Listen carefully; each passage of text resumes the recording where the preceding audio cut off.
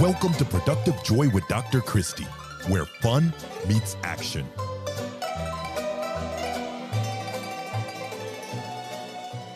Hi, friends. Welcome to Productive Joy. Today, we have a fabulous guest with us in Chelsea Clark. Chelsea is so many awesome things. She is an advocate. She is an emotional guide. She is a tool builder. She is an author and a podcaster, but she's also a mom to humans, dogs, and cats. She is blog obsessed, which is what got her into this business in the first place. She absolutely loves to travel with her family, and she not only lives in Canada, but is actually a Canadian. And today, she is our guest on Productive Joy. Welcome, Chelsea. Hello, I'm so happy to be here. Thanks for having me. Yeah, I think we're going to have a whole lot of fun, and we're going to learn to glow up, right? And do some pretty fantastic things. And people get bored pretty quickly. So what would you say to them in like 30 seconds that would get them super excited about this episode? Oh my gosh. Okay. Well, if you are at a place in your life where you're feeling that little bit of a pull to something new, you want to try something new, maybe you're a little bit nervous, you're not sure if you could do it, I want you, everyone who's listening, to give yourself the opportunity to know that you actually can reinvent yourself. You can try something new. And even if you fail, we're going to use that as a learning opportunity and motivation to keep on going. Everything is just for testing and for fun. And so that's where I come from in this kind of stuff. So we're going to remove any sort of stress or hesitation we might be feeling about trying something new today. I love it. And what a perfect time to do it. Here we are. It's 2026. We are kicking off the year. So many people are setting New Year's resolutions, which we know aren't particularly effective, but it's a great time of year to go, okay, what do I want Q1 to look like? What do I want this next 2026 to look like? So what advice would you have for people who are starting out in that new frame of mind? Everything's fresh. What would you say to them to get them thinking in the way that you just mentioned? Well, something that I like to do is if I have a goal, I want to break it down into quadrants, into 4 places in my life that I might want to focus on. So for me, I'll give you my New Year's resolutions. The type of things I'm working on for myself is if I'm making it into 4 things, I want to improve my health. So that's very common this time of year. I want to actually use my walking, the under desk. Oh, yeah, you're walking. Yeah.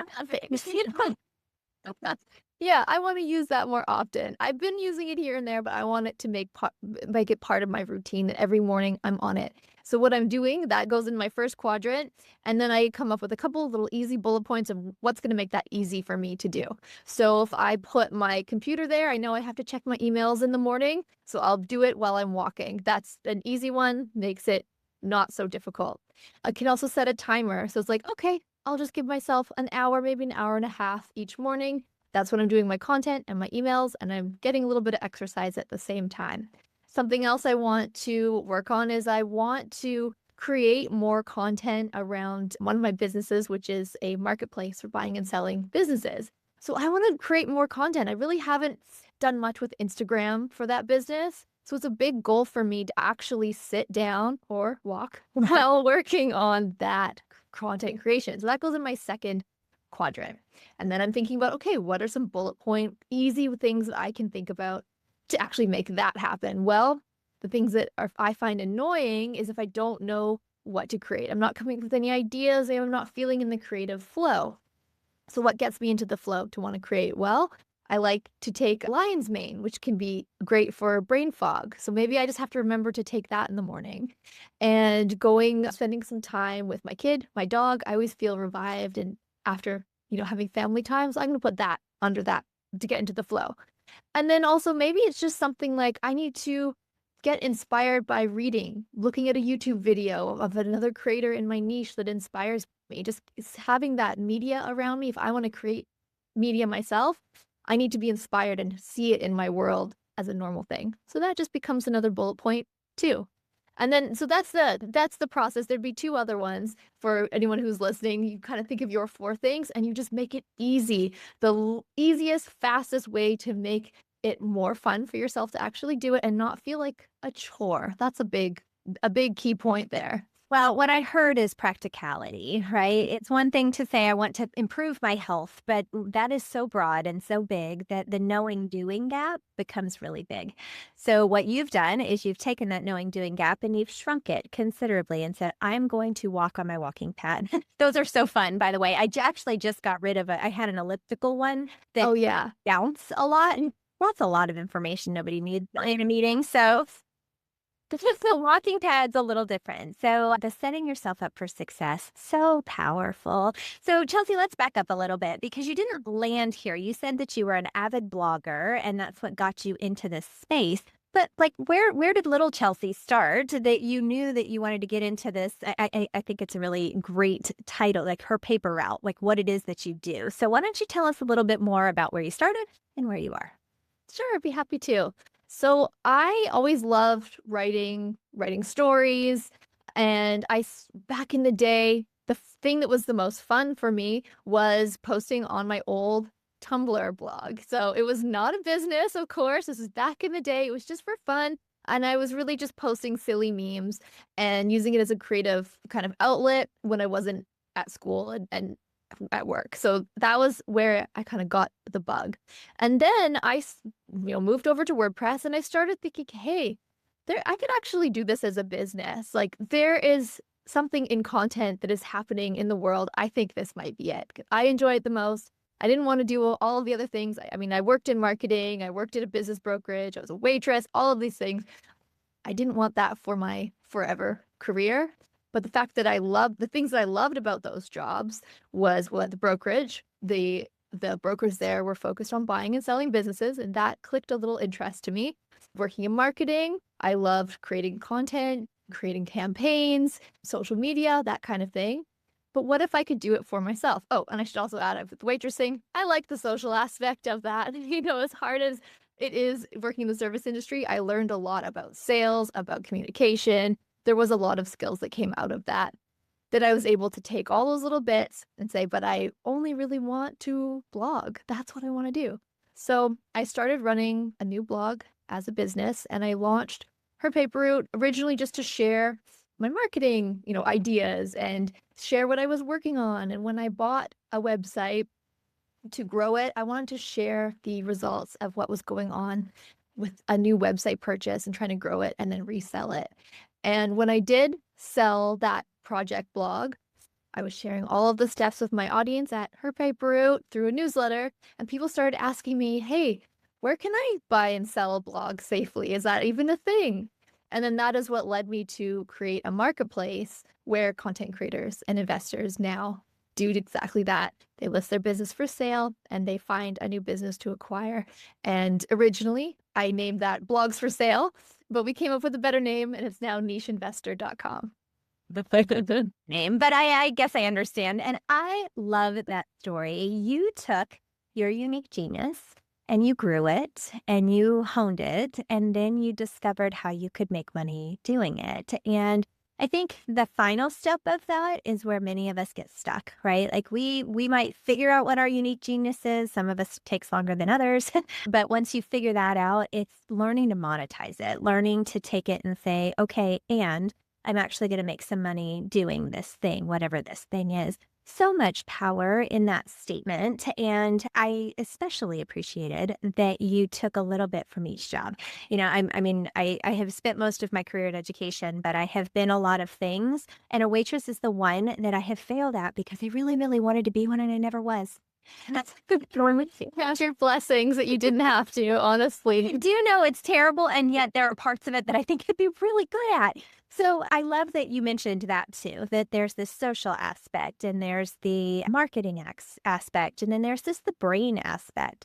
You were pretty brilliant, and now you help other people do all of these things as well. What kickstarted you into okay, I'm learning this and I'm going to talk about it as it goes, because there is power in the discovery phase that you brought out for everybody. Oh, absolutely. And I think that is such an exciting part of anyone who's starting a business. You're learning so much as you go. You should be keeping track of it because you're going to forget it.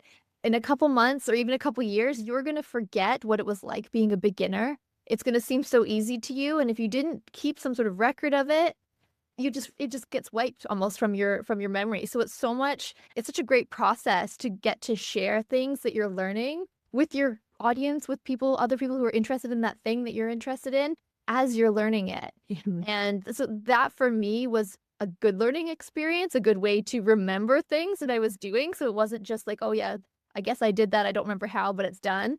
And to actually be able to go back and, oh, that's how it was done. So really, it was just a process of tracking that so that I could repeat it, but then be able to tell someone else how to do it if they wanted to know.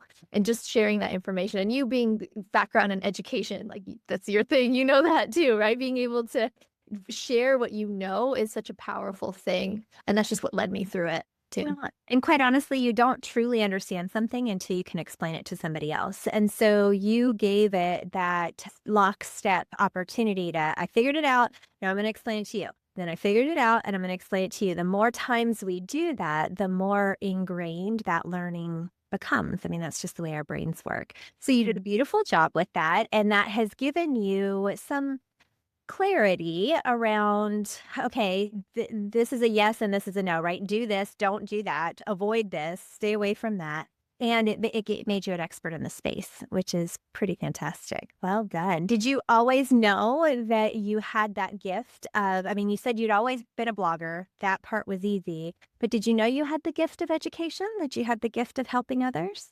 No, I mean, I always wanted to help others. That's just something that even just thinking about it as a kid, that was so cool. That kid, I think I was a little bit of a bossy kid. I wanted to kind of tell people what to do. And then as you get older, you realize you can actually help people, not just tell people what to do, but share ideas, do it a little bit more gently.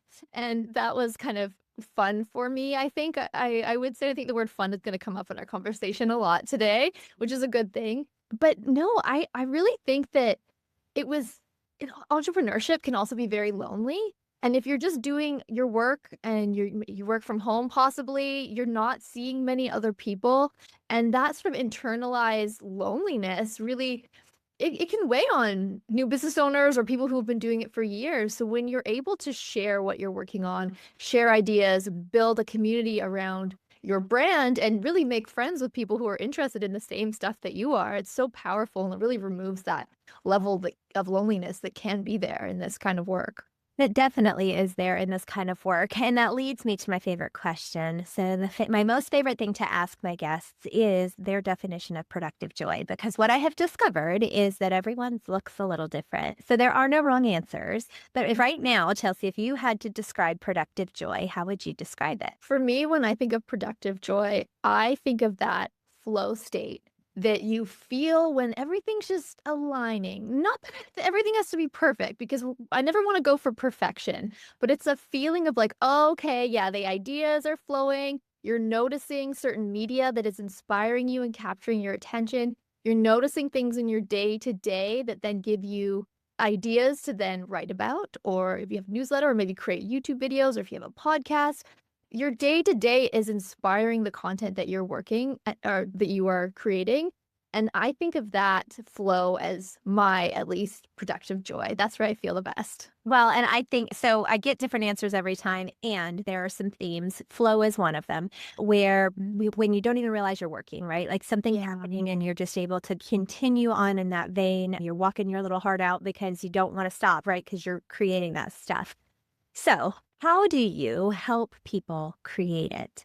Because that's your definition of productive joy, but how are you able to inspire others to create it for themselves? Well, I like to think that the flow state is within us. It's not that we need to try to catch it as it goes by.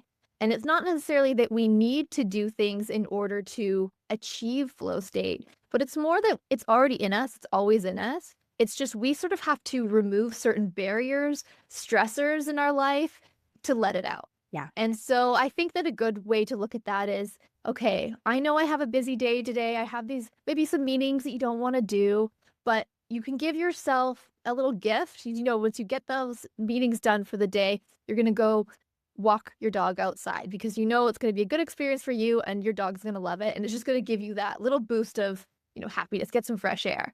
So if you're thinking about those things more so, the things you're looking forward to at the end of the day, or maybe it's like, oh, I could actually create my favorite cake after dinner tonight. And I am so excited for that. Whatever it is, and you focus on those things, then you don't really feel so much that you have to get into it. The flow is just like, oh, you're doing something that you enjoy. You're having fun. I can't help but feel creative now. And getting a good night's sleep helps. All the old classics, drinking water, believing that you can do it, believing that things are good, even when things are tough, seeing those, failures or mistakes and be like, okay, I can learn from this. And it's never easy, but it can be done. And that's what I would say to that, just kind of chase that. A great answer. And I know you have a book, and I'm going to guess that this book might help people with some of the strategies that you're sharing. So tell us about Glow Up Yourself. Sure, yeah. So Glow Up Yourself, I named it. It's kind of a funny play on words. Instead of go F yourself, we're going to do the work. We're going to glow up ourselves from the inside out. We're going to have a positive spin on life improvement, self-improvement, self-help. So that's the concept of the book. And I wrote about it starting from the perspective of when I was in university. I was drinking too much. I was making mistakes. I didn't have anything figured out, didn't have a plan, didn't have a budget, was wasting my money, and living in a very expensive city. And it was just everything was piling up. And at one point, I was secretly living in an office building. So I rented the suite. It was, it wasn't just squatting, but I did rent the suite. But my apartment that I had, I sublet it out to someone else so that I could save a bit of money. And in that process, I started working on my startup, started thinking about blogging as a business. Could that even be possible? And so the story is a little bit about my own story, of course, but it's more about lessons that I learned that I think could help another woman who is going through a personal change, whether you are a young person just getting out of university, not knowing what to do, or maybe you're a little bit older, maybe you're a new divorcee and you're starting this new journey where you're on your own for the first time and you suddenly have all this time to be like, oh, wait a minute, what do I want to do just for me? So that's what the book is about. And I hope people like it. And it's definitely, I feel very exposed to share some of my most embarrassing stories in it. Sure. But it's been a great process to publish a book for the first time, a first-time author. So it's been an experience, but it's a good one. And I'm really happy with all of the amazing responses I've got so far from it. Well, congratulations, because birthing a book is like birthing a child. There is a whole lot of process that goes into it, and you are exposing yourself to the world and putting yourself out there, especially when you do one like yours, where you have to tell your stories so people will believe that they can get better as well. So good on you for figuring that process out, for getting your book out into the world and putting it into the hands of the people who need it the most. So where would somebody find it? If they were looking right now, what's the easiest way for them to get their hands on this book? Well, thank you so much. You can find it at glowupyourself.com, and all of the links are there if you want to get it online. It's Amazon, Barnes & Noble, Target, Walmart, all that stuff. Wonderful, wonderful, wonderful. And I'm going to pick this up if I am. Is there a perfect avatar for this book? I know it's for everyone, but who's that true target audience? I would say the target audience, well, first of all, it's women, although men can read it too. It really is a love letter to women. And so, and any age though, you can be still in high school, you can be 90 years old and realizing you want to change a few things. And certainly I am not giving a 90-year-old advice because I haven't had that lived experience yet, but I can still share some tips that I think a 90-year-old would get a kick out of too. And I always should also mention too, if anyone is interested, you can read the first chapter for free at glowupyourself.com too. Nice. That's a really good feature because we need to hook people, right? We need to get them excited and then get them to the point where they're like, oh my gosh, I can't live without this. This is very, very important. Totally. And it might, it's not going to be for everyone. The way that I write, it's, some people are going to like it. So you get free preview it first, see if you like it. And then you can decide later. Well, and the reality is that we're not for everyone. And that is okay, right? It's taken me a long time to figure that out. Elise Myers says it best. She says, if I'm too much, go find less. And I think that's kind of where I am in life, right? I'm learning it's okay to be a lot and it's okay to do it your way, not to the point where you're trying to offend others. I'm not excusing bad behavior, but I think it is important that we recognize that it's okay to approach it from your lens because it's the only lens you really have. I love that. Yeah. Proceeded. But yeah, it doesn't really always work that way. So if I were to work with you, Chelsea, what are some things that I could learn? What's something like give me a piece of advice or something amazing because here we are, it is January 6th. So we're trying Yes. to figure some of this stuff out. What would I gain if I were to come and become a client? Well, how I help my clients is I help you get your online business prepared to sell it to a new owner. So, what I would say to anyone, even if you're not even sure if selling your business is a goal, I want everyone to know that it is possible. Even if you have a small business, even if you think that it is too small or you don't get enough traffic or the revenue is too small, you would be surprised because if you have quality content on your website or some really great digital products, maybe you have an email list or an audience around your social media, all of those things add value. And there are specific buyers in our network and on the internet in general that look for different digital businesses that they can acquire. So if you're thinking about potentially selling your business, some things you would just want to get lined up is make sure that you have things like your Google Analytics connected to your website, or if you're a Shopify, you have your analytics tracking there. Things like your profit and loss sheet. So at the end of the month, just keep a really simple Google sheet where you track what you earned, what you spent. So that's going to come into very important play when it comes time to get a valuation, and keeping track of all of your receipts, which as business owners, you're probably already doing for your bookkeeping and taxes. These are all kind of things that are going to help you get a higher selling price down the road if you keep your profit higher, so expenses lower, that's going to help. And then just the quality content that you produce. And I'm sure anyone who's listening already does that. So, a lot of people too, and I'll just add this, if you have a personal brand, it can be a little bit harder to sell a personal brand rather than a business that's more faceless. But if your goal is to sell your business this year or in the future, you might want to start thinking about how you can depersonalize it and remove your persona a little bit from the business. Maybe it's taking some of your pictures off of social media, making it a little bit more general on your website instead of just you, the person. That's going to make it easier too. And then when you are ready to find out how much your site is worth to sell, we have a free valuation tool at nicheinvestor.com that anyone can fill out, and we'll give you some ideas. That is so cool. And I love that you kind of fell into this, but you did so with intentionality and you landed exactly where you belong. Chelsea, you are a pretty fascinating human being. And I know that our listeners have absolutely loved this conversation. I do have some rapid fire questions for you, though. Would you be willing to answer? Sure. Yeah. These are fun. Okay. What is your definition of fun? My definition of fun is getting to do what I want without anyone telling me otherwise. I hope it. Right. You're in charge of your own destiny. I love it. How do you know that you are showing up as your authentic self? Ooh, okay. That's a great question. This is supposed to be rapid fire, but I might grab it. But I have ADHD.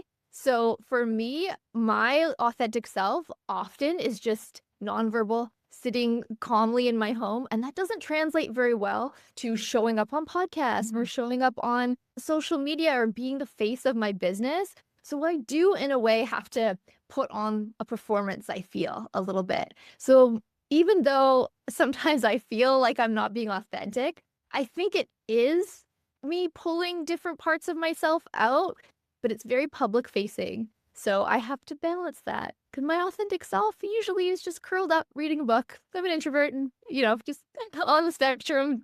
I kind of love that answer more than most answers because of the honesty of it, right? And recognizing that we do have to morph into who we are supposed to be in certain spaces in there, right? Like it's not like you are becoming something you're not. You're just pulling out the parts of you that are exceptional in that space, even though those might not be the parts that shine most brightly normally. I think that's a beautiful way to put it. Yeah, I love it. I think that's powerful. Okay, how do you channel your best self on your worst days? Oh, that's another great question. And this is going to sound superficial, but it does help. Sometimes it's just putting on a little makeup, getting out of the sweatpants. If I'm slopping around my house and I'm not, I look crazy, I'm going to feel crazy. So even if I have nowhere to go, sometimes it's just putting on a little bit of a face to myself and I'm going to feel better. Even if on the inside something's crumbling, being able to put a good face out, I'll feel better. I completely support and understand that statement 100%. Okay, last question, tough question. You've said Okay. some really brilliant things, and you've taken us on a journey through what you do and how you do it. But by nature, people can only hold on to one major idea from our time together. So if you had to pick one, what's the one thing you really wanted people to hear today? The one thing that I want people to hear and remember today is that you have this asset that you have been building, your business, the thing that you were creating. It doesn't have to stay with you forever. If you want to move on, you can move on at any time. You can do a life reinvention, a life glow up. You can try something else. Just because you started your business 5 years ago and it was the right fit then doesn't mean it has to be the right fit for where you're taking yourself now. And you can always put it up for sale or merge it into something else, into your next project. You always have options and you're never stuck in a place you may have started before. As you move into the next thing, you can either exit or make that thing work for the new you. Ah, I love it. And whether you are 19 or 90, that is really solid advice. So thank you, Chelsea, for choosing to share your brilliance on Productive Joy, for giving our listeners some takeaways that they can use right away, and for just being pretty brilliant. I appreciate it. Thank you so much for having me. This has been such a fun podcast to do. Hey, yay. And listeners, as always, I need to challenge you because ultimately it is a new year. We are in 2026. And if you don't change, nothing changes. And so you've got to grab something that Chelsea said today and take it with you and actually apply it, because otherwise this was a waste of time. And I don't believe in wasting time. So take that thing or those multiple things and apply them to your life and figure out a way today to turn fun into action.